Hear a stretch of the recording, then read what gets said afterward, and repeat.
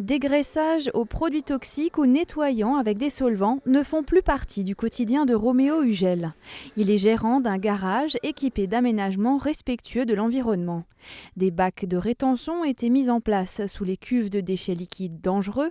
Une fontaine de dégraissage des pièces avec un produit biologique réutilisable a été installée.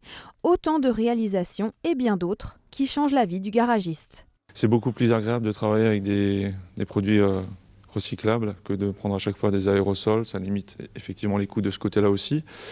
Et même dans les conditions de travail, vous n'avez pas les odeurs de solvants, ces choses-là. On le ressent surtout comme ça. Après, on se sent aussi mieux quand on sait qu'on aide aussi un petit peu pour l'écologie. Et on se sent quand même mieux le soir quand on rentre, quand on dit voilà, on a quand même participé à tout ça. Et c'est vrai que si tout le monde jouerait le jeu, on aurait beaucoup moins de soucis peut-être derrière plus loin. Pour l'aider à faire la transition, le jeune homme a pu bénéficier de l'accompagnement du CIVOM du bassin de l'Aisne. L'organisme s'engage à prévenir, réduire et supprimer dès la source les rejets de micropolluants vers le réseau d'assainissement.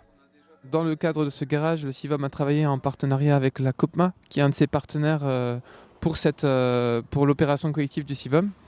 Le travail a été d'accompagner le garage, de le conseiller, de monter un dossier de demande d'aide auprès de l'agence de l'eau. Pour le garage, ça demande quand même un investissement, puisque tous ces projets ont un coût, où il n'y a pas forcément toujours un retour sur investissement direct. On utilise des produits biologiques à la place de solvants, donc il y a quand même un gain au niveau de tout ce qui est la sécurité du travail pour les employés. Et puis après, même si c'est pas toujours évident pour le garage de valoriser son engagement environnemental, il y a quand même ce côté-là, en tout cas, qu'on peut souligner. L'agence de l'eau Rhin-Meuse soutient financièrement ce projet.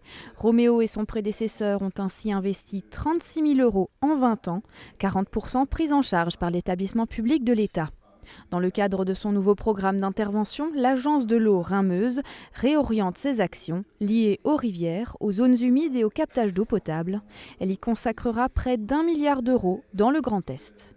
On se rend compte effectivement que ces thématiques-là sont aujourd'hui prioritaires par rapport à d'autres enjeux qui sont effectivement l'érosion de la biodiversité, l'aspect eau et santé, mais surtout l'adaptation au changement climatique, qui est effectivement un mouvement de fond qui nous incite à nous ouvrir encore davantage vers ces actions qu'on a menées depuis une dizaine d'années. Donc on sait qu'on a encore du travail devant nous.